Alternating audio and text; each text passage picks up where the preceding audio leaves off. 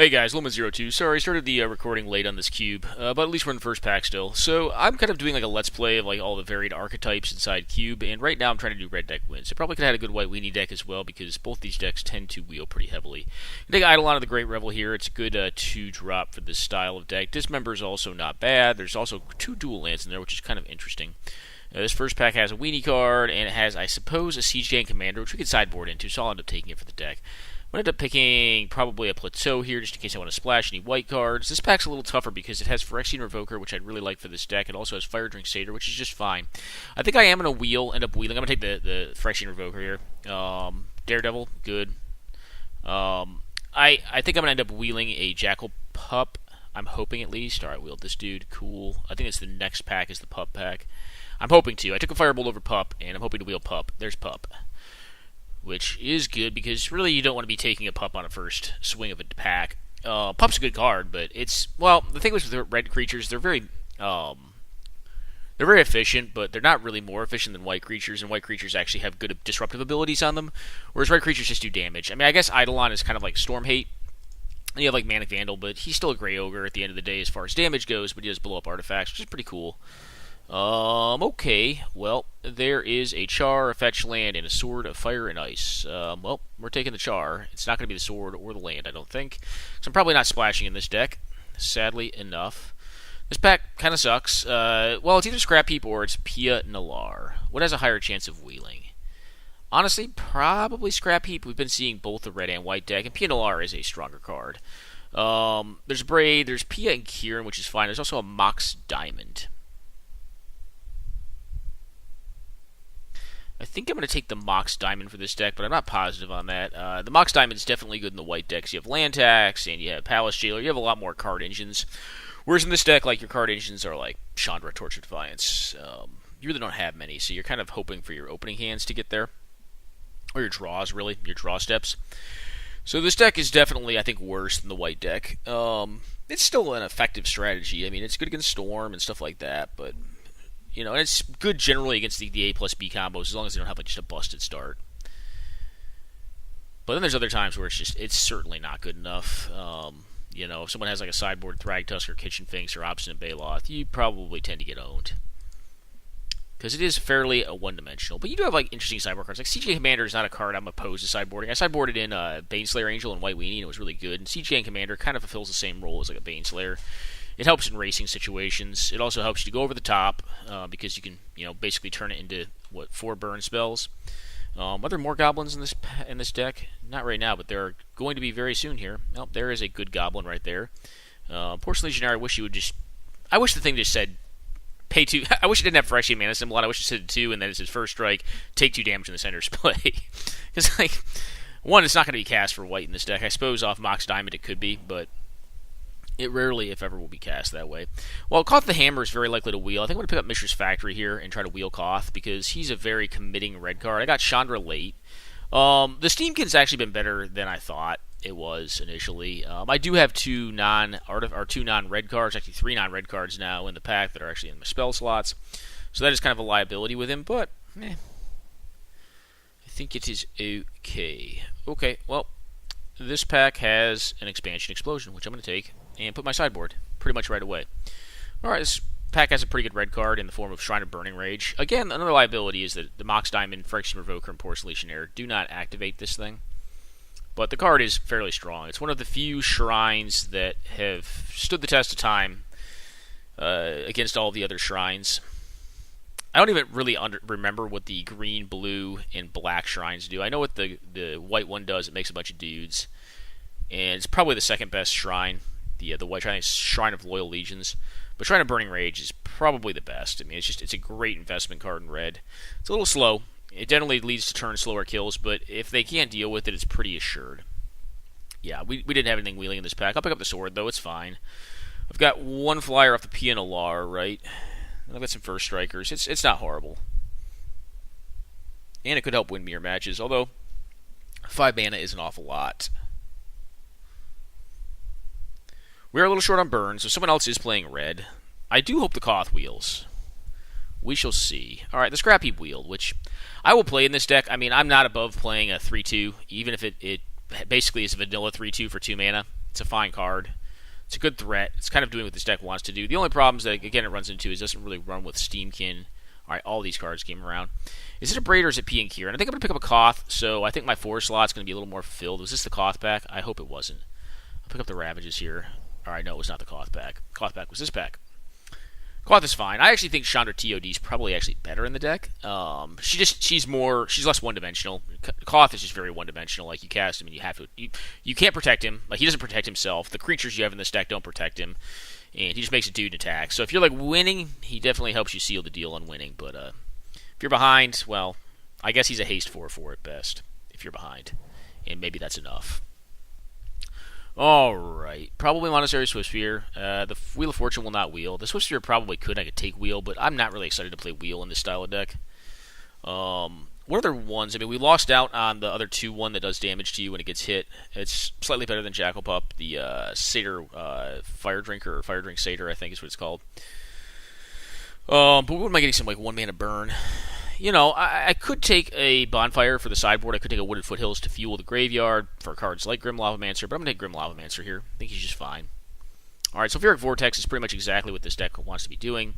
It's kind of like one of the... It used to be like the top card for this deck.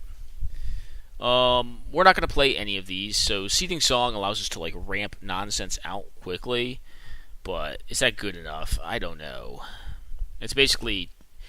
So, like, I'm always against playing Lotus Petal in these style of decks. Lotus I'll play in this deck, because 3 mana. 3 as opposed to just 1 for 0 is a lot. And this is essentially 2 for 0, right? Which is a little better. But I think I'm going to pick up Tangle Wire, because I think there's probably... I'm probably not going to sideboard it ever, but there's a greater chance that I would want to sideboard that than I would want to play Seething Song. Alright, we're going to take Burst of Lightning here. Pretty easy pick, I think. I'm a little low in burn right now. I've got a lot of creatures, but like a Braid's really not burn. It doesn't go to face. I've got Char. I've got Firebolt. I've got the Burst Lightning. I wouldn't mind like a Lightning Bolt or a Chain Lightning as well. Also, they're just little spells that help fuel up the Runaway Steamkin if I end up playing the guy.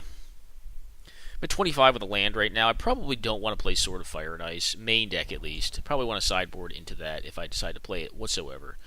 Would have had a better white deck here. I'm going to pick up Mizium Mortars, though. One of the issues that you run into with red deck win-style decks is that oftentimes you get cut on the burn, because the burn is a lot more flexible. The white weenie cards are not as flexible. Like, they're just... You either run white weenie cards or you do not. There's not really... Like, the only cards you tend to lose are, like, some of the removal spells. But it's, like, 4 cards that you're worried about losing to someone else.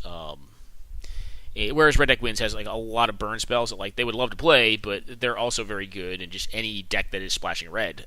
Blue-red is the deck that comes to mind most notably, but there's like Jeskai, even green-red I've seen from time to time. It's more rare, though. But regardless, I mean, this deck looks pretty complete. I mean, it's got a lot going on. We're at 26 with 1 land, 25. We probably want to play 16 lands in this. I don't think I'm enough of a gambler to go to 15 on it, but we possibly could. I mean, Mox Diamond, yeah, no, you want to play 16 in this deck. You want to play 16. So you don't want to drop... You don't want to have a Mox Diamond that's always stranded in your hand, right? And if you're playing 16, you can more assuredly drop the Diamond and not have to worry about making follow-on land drops. And maybe the answer is we just don't play Mox Diamond. I don't think that's right, but... sure. I guess I could splash black. Yeah, and here you see, like, there's no burn that's going to come around. Do we have any more pickups? I don't think we do. I think I am going to play a Braid. I have Vandal and a Braid for artifacts. I have Revoker for some disruption. One of the issues, like I was saying, this deck kind of runs into is it doesn't really... Yeah, and he's like Kithian. Like, so the white deck is more open than this deck is. I'll pick up this guy, though. Just I could sideboard into him. He is an efficient 4-drop. Yeah, this is... The Kitesail Freebooter is a white-black card, really. Or I tend to look at it that way. Anguish of Making is fine, but... Alright, Experimental Frenzy is an interesting sideboard card for this deck. Actually, could we run it? Probably could. Probably could just run it.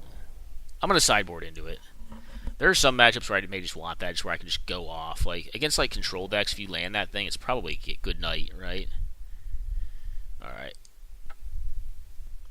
Yeah, no thanks. 14, 15. So I am heavy 1 card.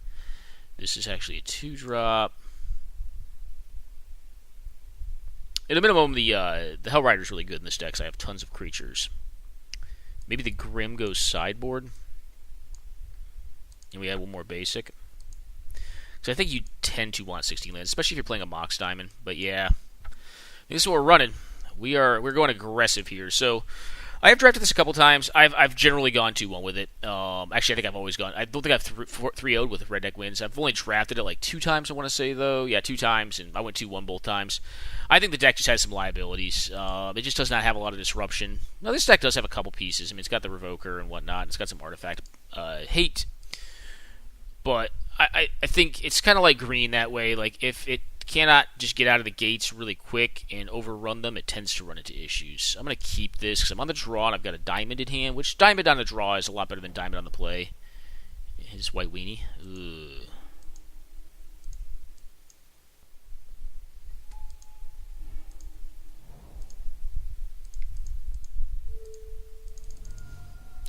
Well, the hope is here we hit a land and we can firebolt whatever their play is and then possibly cast down a Scrap Heap Scrounger or Goblin Guide or something like that. Or we can just go Goblin Guide, blow up their dude. Nothing. Well, I like nothing. I'm just going to cast my spells out. Not like a boss because, why not, right? Like, just let them know who's boss. Alright, they got a swamp off that, which sucks. Hopefully we don't get T-Delled here because that would be abysmal. I could actually recast my Scrap Heap Scrounger too from the graveyard because of Mox Diamond, which is kind of a cool synergy that I think we discussed very briefly in the cube. Alright, you have T-Dell. If they just have like Liliana or something like that, I think I'm fine with that. And if they do nothing, then I'm probably in a really good spot. Can I kill them next turn if I hit a land? So that's 6, 7, 8, 11. Very close. Minus or plus? Okay. Yeah. I'm going to get rid of the guide here.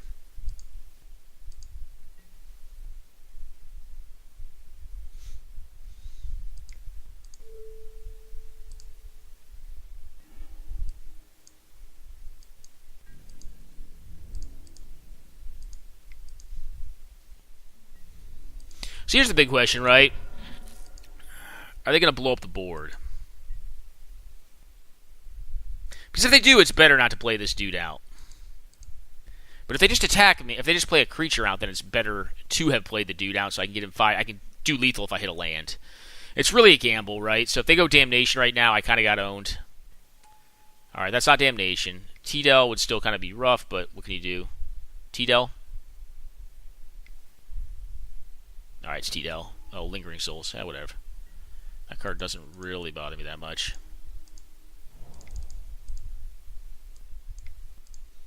Rawr. Maybe concession worthy, actually. That's a lot of damage. Yep. Alright. Well, we made a gamble there near the end and got lucky. Got paid off. I don't know. It was really one or the other. If it was Toxic Deluge or Damnation, like I was kind of getting owned by that play because I can't put another 3-2 power or 3-2 guy back in play.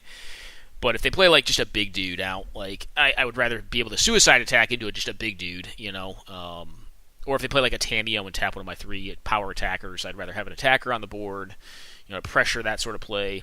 It's tough. It's a tough call. I mean, on that color pie though, you basically have to either put them on like a dude, which like having a dude is more common than having like Damnation or T-Dell in your hand because there aren't that many. I mean, there's like Languish, T-Dell, and Damnation in that color pie.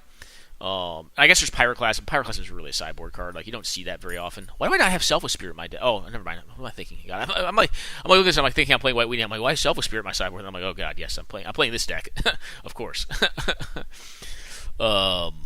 Yeah. So a very blonde moment there, I guess. Sorry to the blondes of the world. Huh. I mean, there's also consideration just cutting like. The Scrounger's good. I mean, like a 3-2 for 2 is still just a great rate. I mean, it doesn't matter if it can't block. I mean, this deck's not blocking. I've got cards like Jackal Pup and Goblin Guide in my deck. You don't block with those. Zergo can't block anything that's bigger than himself.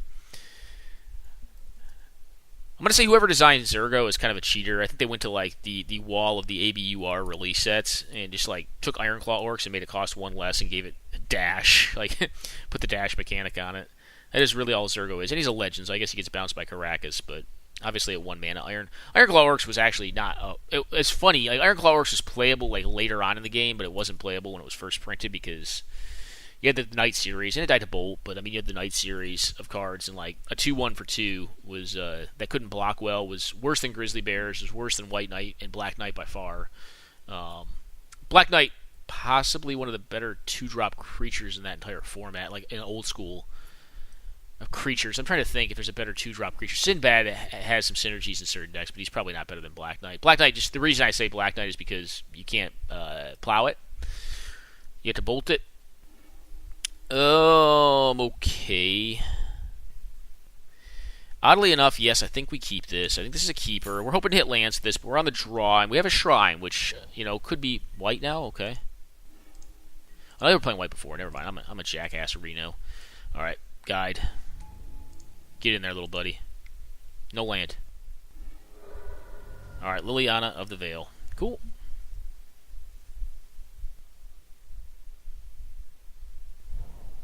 So what do I do next turn? They're not going to be playing Liliana, right? What do I want them to counter the most? Go ahead and counter this. They may or may not counter it, but they're not showing Liliana mana. There's no filter lands in this format, so they'd have to have artifact mana to make that happen. No land, no land, no land. Alright, remand, whatever. Okay, he's been repealed. Cool. Now I can 2-spell next turn. Like, repealing that is kind of rough with the Shrine in play, right? They could repeal the guide. Okay, a Sword of War and Peace. Rawr.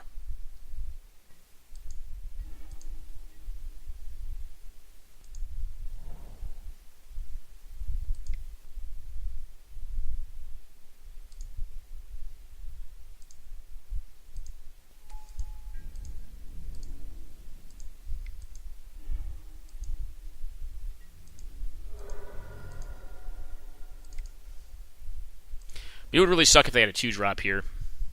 They could punish us. Okay, that makes a lot of mana. 4. Alright, Glen Elandra.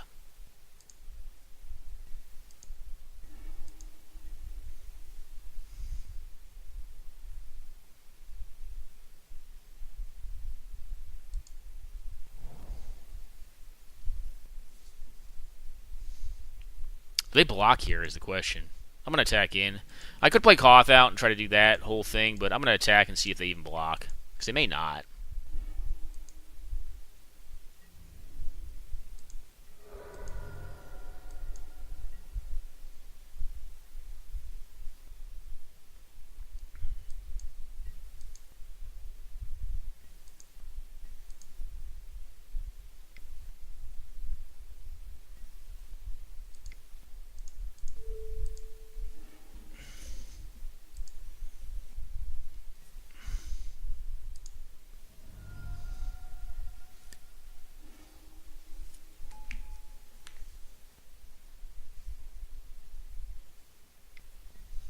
Okay. Well, I can hit a Braid now, too. Or I could hit a Jacqueline Pup.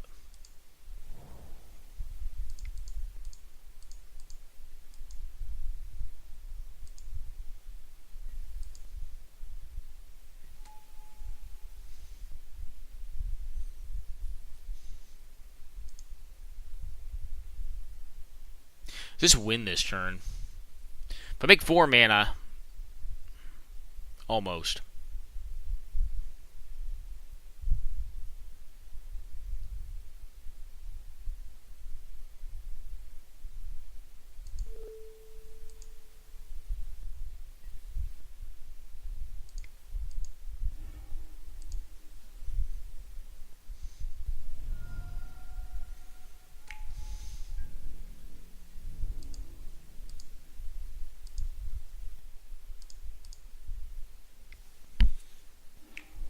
Alright, DT.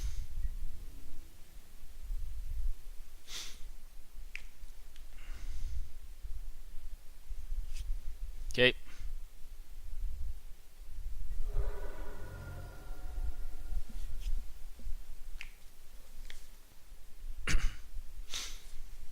Well, I think they may be dead regardless of what they do next turn, but we'll see. We will see.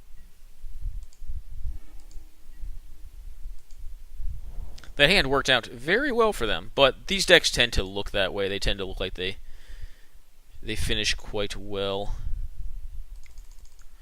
Well, here's what we're going to do. We're going to play this guy out. Attack with both at the Chandra, TOD. Or, I'm sorry, the Elspeth.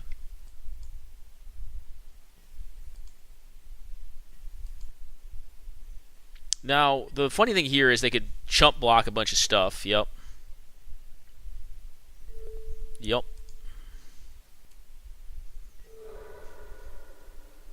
I don't think this is going to work, but it buys me time.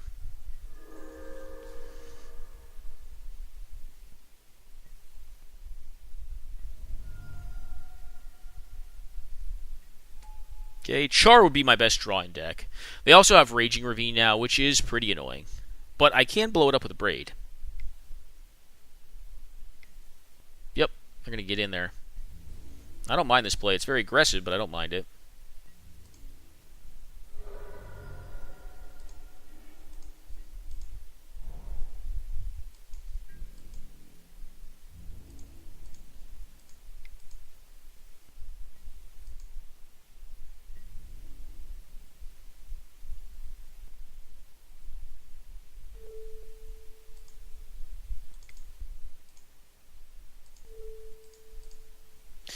Yeah, this card's just very hard to deal with once it hits the board.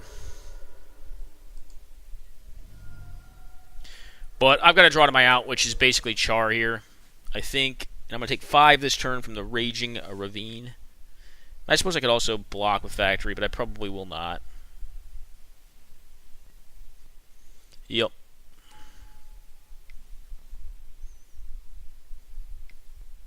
Is that a Gideon? Yeah, I'll go ahead and concede there. I do think we can get this deck because their mana is really greedy, but we have to get a little lucky, right? We're probably not going to beat them when they have a really good mana draw like that. So they're playing a lot of blue cards, some white cards. I mean, Ravage is probably good in this matchup, right? Huh.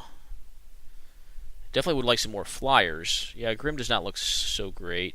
I think we're just going to resub it and then just go aggro, right? Like, we got to have good low-end curve. That was not really a great hand against them. All right, this is a keeper. It's got Artifact Hate. It's got Jackal Pup, Runaway Steamkin. It's a pretty decent hand. I mean, Jackal Pup's not great, but I mean, it's a one-drop. It'll play. I mean, we could also wait and cast the Pup on turn 3. I think that's wrong, though. I think we got to put them under a clock and probably do Runaway Steamkin next turn and then look to set up Phyrexian Revoker on whatever artifact mana they play with Firebolt backup on turn 3. So that's a sequence, I think. That makes our Runaway Steamkin at least a 2/2 by the time it's attacking if we don't draw anything good.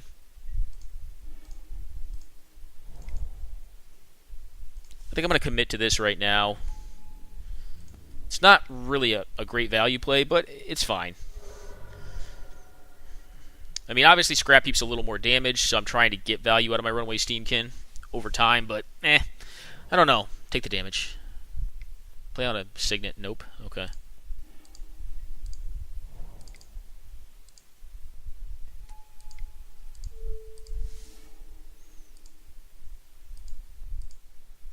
Well, at least this is value. I don't know how long my artifact is for the world, but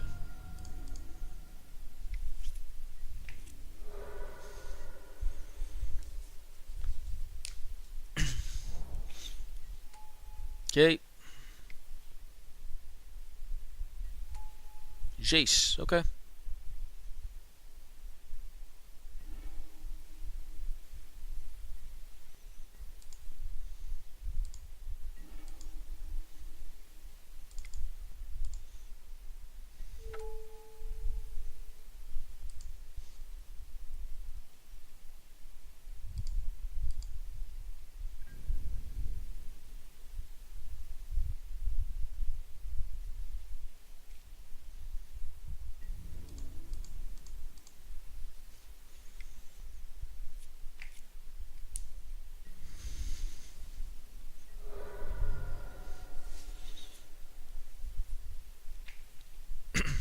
Well, we could get there this game. I don't know. I mean, it depends on if they're able to deal with the Shrine, because they're getting to big mana now.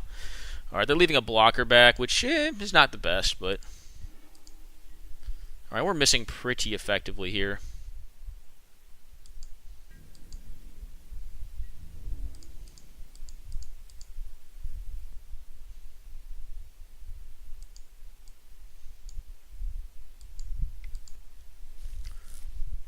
I know I'm throwing out my Phyrexian Revoker to an activation of Lumbering Falls here, yep. And they're probably going to block it, which sucks, but yeah.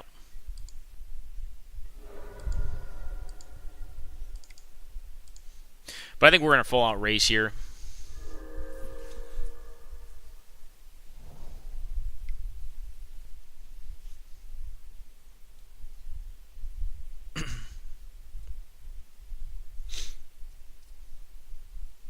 Yeah, they can plus it, yeah. But that still, I think, means we do some damages, right? What do you got? All right.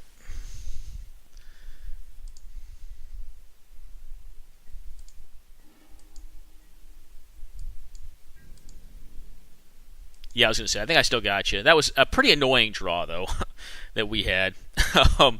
Like, we're just short on lands, the whole thing. I mean, I guess we're playing a 16-land deck, but still, like, we drew a little poorly there. Yeah, I mean, again, I think this is a keeper. Yeah, this is a keeper. It's not the best, not the worst. I mean, maybe we can get him with Shrine again. Maybe. All right, that was probably one of the worst draws in the deck. I don't have a ton of 4s, and I don't really want to see any more of my 4s. So, deck, if you can give me not Cough of the Hammer, give me a mountain. That's really what I need here. Gonna blow this thing up? No. Thank you, deck. All right, I'm gonna take the turn off, play this out, and say and attack. They may burn my Jackal Pup off. It'd be cool if I got some damages in with it, though. Yeah, I just really want to hit mountains here.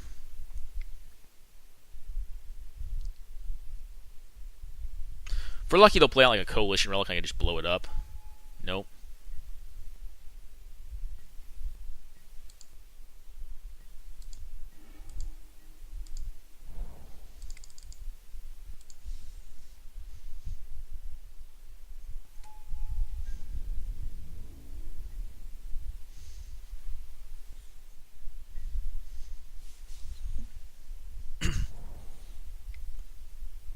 Let's say Flame Tongue Kavu.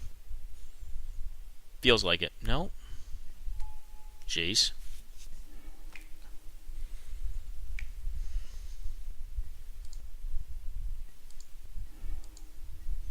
Wow, what a fucking troll of a draw. Wow, that is fucking terrible. Jesus Christ, deck. Oh, fuck.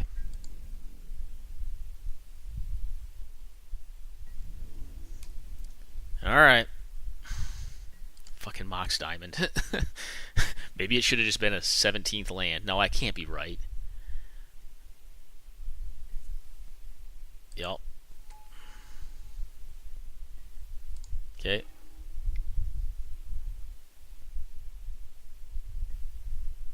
Okay.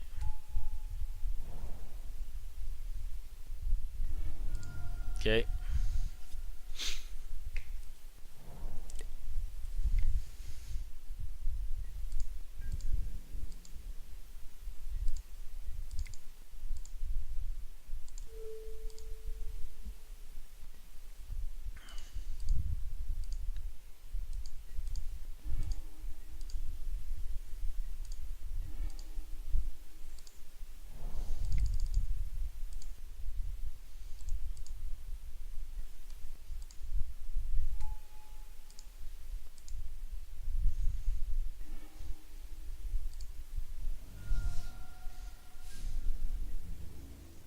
Go ahead.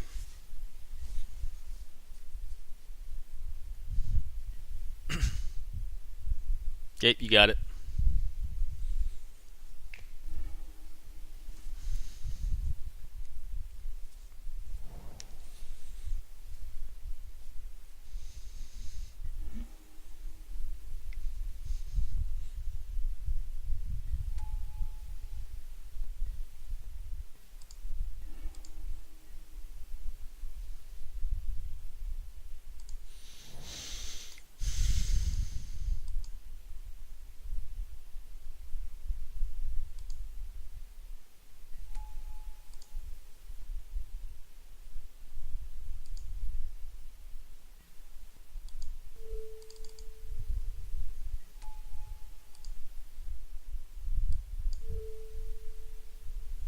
Do I have to do this? No, I don't have to.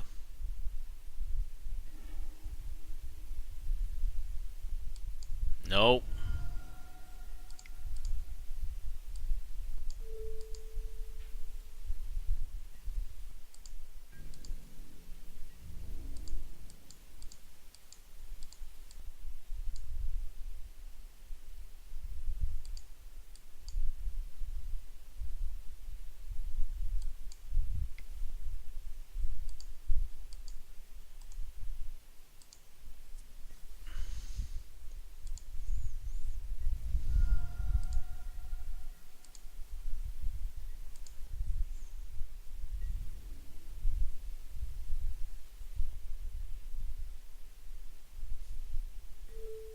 Okay.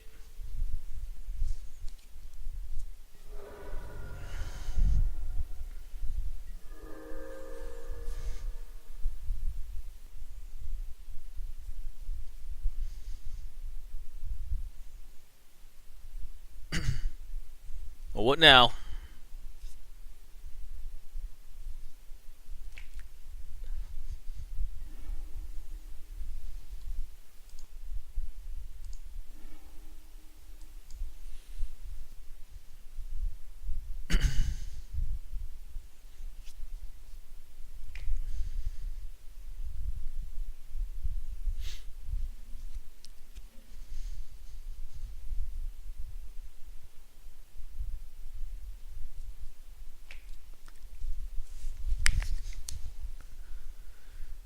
Nahiri blowing up the Hell Rider. Okay. Well, that could be bad for me. That's a lot of cards for me, though. What is your creature? Okay. Like a Worm Coil Engine? Okay, Kozilek, but it's on your turn, so I still get to attack, right?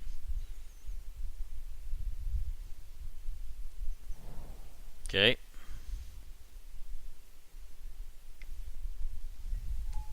Okay.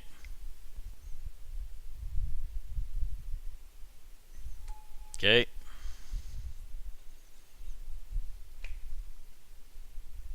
They have any burn in there? Oh, they do have burn over there. They have Cooligan's Command. Okay.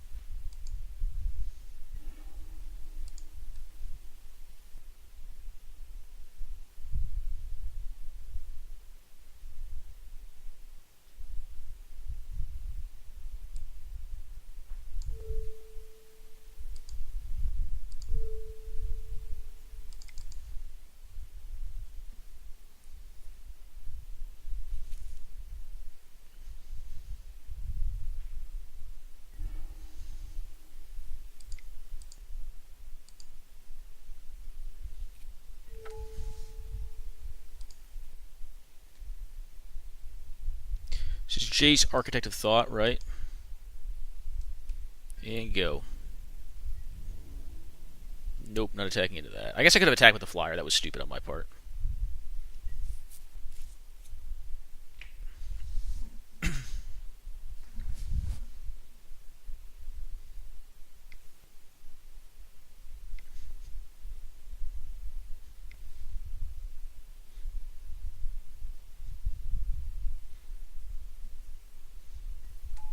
Okay, Jace the Mind Sculptor. Cool.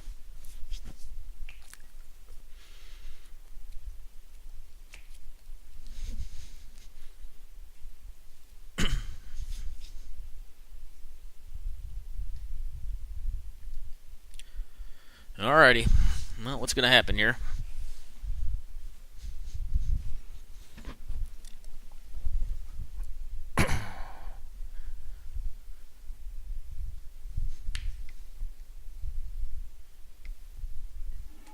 Blame Tunkavu. Okay. Blowing up. Oh, that guy.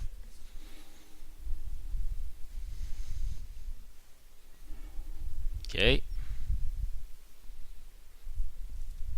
I think you're still dead, right?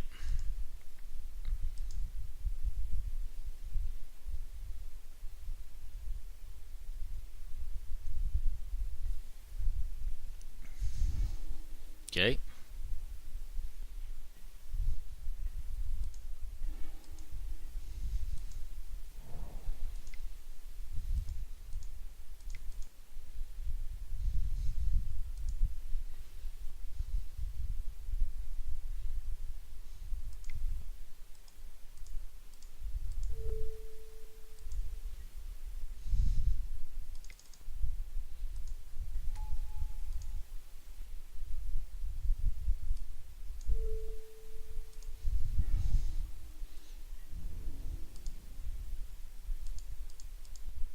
Yeah, that's just it. Yeah. I was going to say, I think they're just dead, right? 'Cause that's, yeah, it's a bazillion.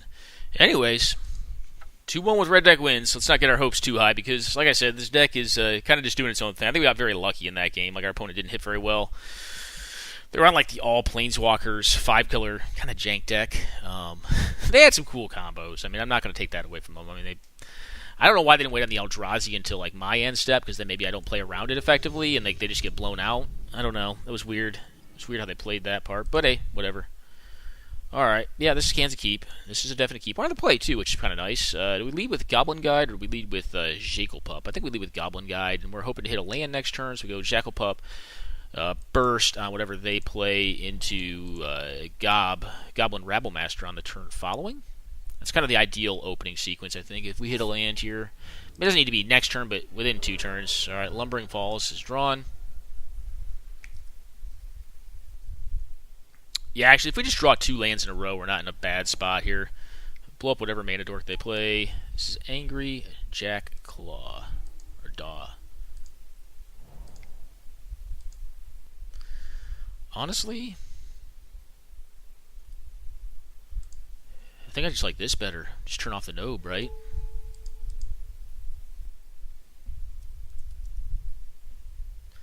Because then next turn, and this is a little more mana efficient, and next turn I can... Alright, Llanowar Elf's cool.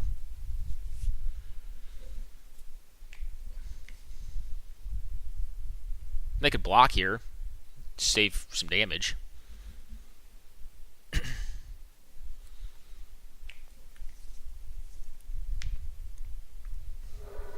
Yeah, they take the damages.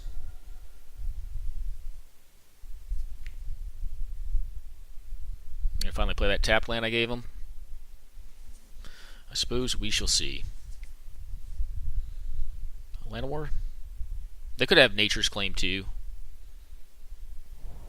Okay. Yep.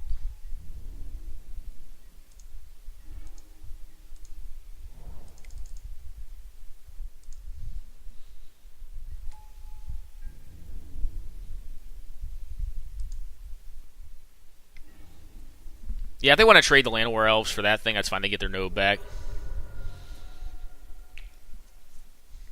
I think it puts them pretty close to the same spot. If they play a big dude, I can get lucky and draw a land and play the Chandra out and blow it up. So they're up to access to 4 mana now. Alright, it's like a Pelucranos or something. Could be.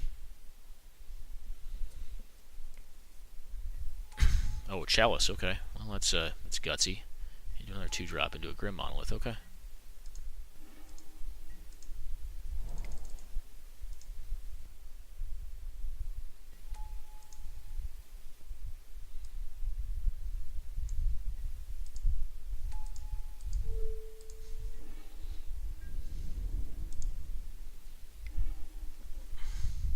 Alright, get in there, guys.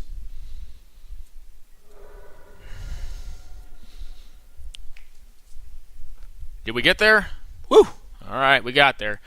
Green decks are going to tend to be a little tougher, especially when you do not have a lot of burn. So, do we want this guy in? Probably. Yeah, I think this is going to be a tough matchup, guys, actually. I don't want this. Over what, right? There's got to be something worse than it. Not the flyer. Runaway Steamkin? Yeah, I think we cut Runaway Steamkin. Or it's maybe Shrine. Shrine's probably just honestly too slow for this matchup. We could do Siege Gang too, just go big. Let's see more. This is going to be a tough one, though. Like, we got lucky to have the play there and to have a pretty good draw. Like, not pretty good, pretty optimal for this build of the deck. So, sorry, opponent. We kind of overran you, but we got lucky. We have Firebolt, Burst, Mizia Mortars, Abrade, Char. That's it. Yeah. And Grim, I suppose.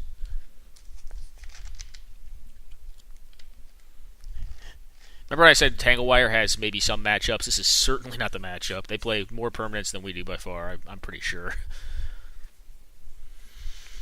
The cool thing is maybe they have like a heavy artifact draw, and we do have the Abrade and the Manic Vandal for that kind of stuff. I mean, we don't have the most artifact hate. I mean, if we had like Fiery Confluence is a breaker of this matchup. I think it tends to be one of the cards that you want in it. We could do Gabos. Gabos, like, go wide with Siege Gang and cut what? Maybe Char at that point, because Char is the least efficient burn spell I have.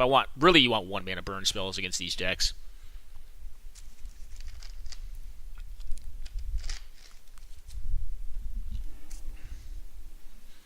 Okay, I don't think I can say no to this hand. Yeah, I'm going to keep it. I mean, it has no burn. I could say no to it, right? But it has no burn. But it's kind of doing exactly what the deck wants to be doing. The hope is here they play a turn 2 Grim Lavamancer, not a... a turn 2 not Rofellos. They had a Swamp there? Okay, maybe they're multicolor then.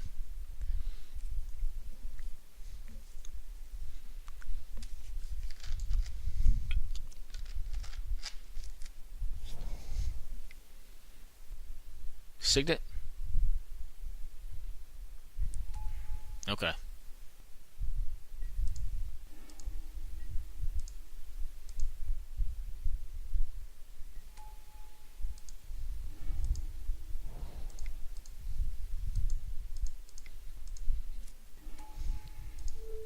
Get in there, Vandal. Do your job.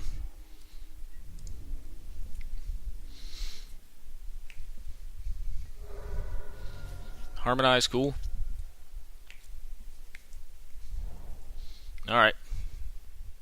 Bug Pie mana.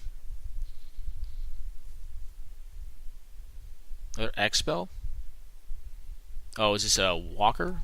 Walking Ballista, okay. Cool.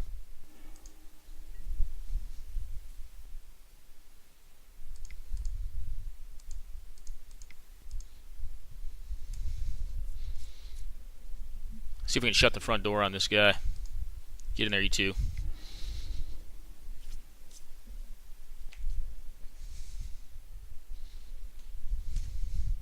Alright, just blocks.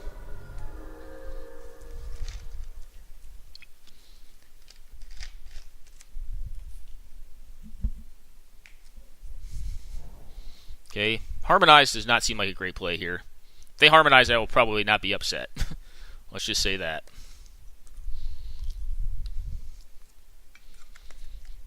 They really got to deal with Sulfuric Vortex at some point in time, or they got to race me. And I don't know if they can. Maybe they can race me. Maybe the technology exists. All right, Pelucranos would be like one of the worst things to see. Not that we're cold to Pelucranos. I mean, we could probably beat it. All right, Hostage Taker. Cool. They're going to take my Mox Diamond. Okay. Yeah, you got it.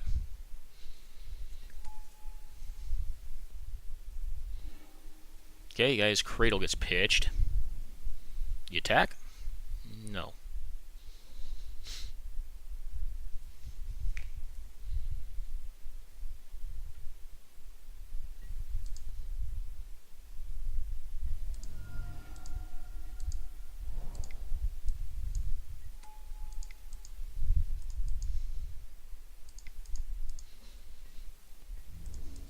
Yeah, we're racing here.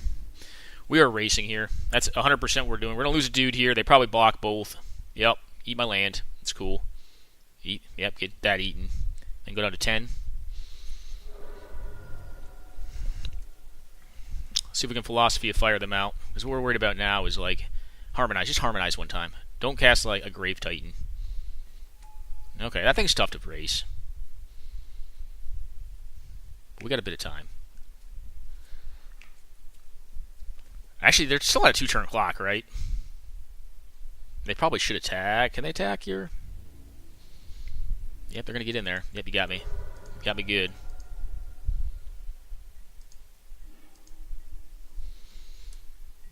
Go.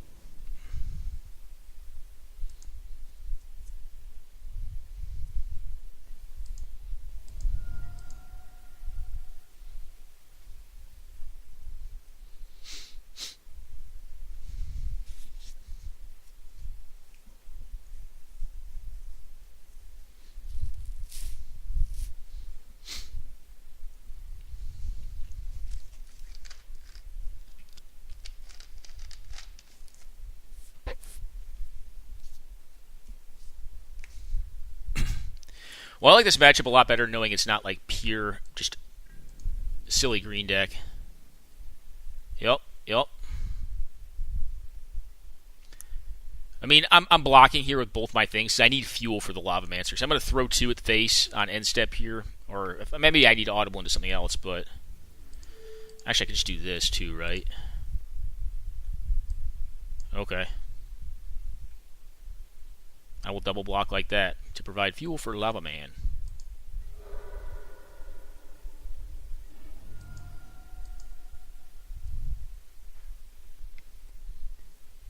Okay. It's not a relevant card right now. Do you have a kill spell for Lava Man? Alright, that's not relevant. We know you've harmonized your last card, a kill spell for Lava Man. Otherwise, you're dead. Right? Huh.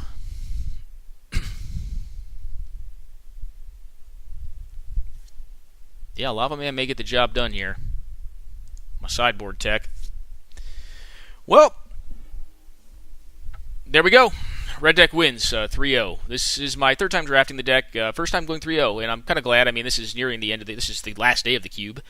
I think it ends in a couple hours. But anyway, yeah, I wanted to jump on during lunchtime and try to get a quick draft in. And this is one of the ways to get a quick draft in, is to draft a very aggressive deck like Red Deck Wins. We'll say this. If you're going to draft aggro, I think you want to tend to go into white-black. I have had a lot better success with the deck. I just think it is a better deck than Red Deck Wins is. That's not to say it's better in every matchup, but I think in general it has a lot more game to it for play-wise.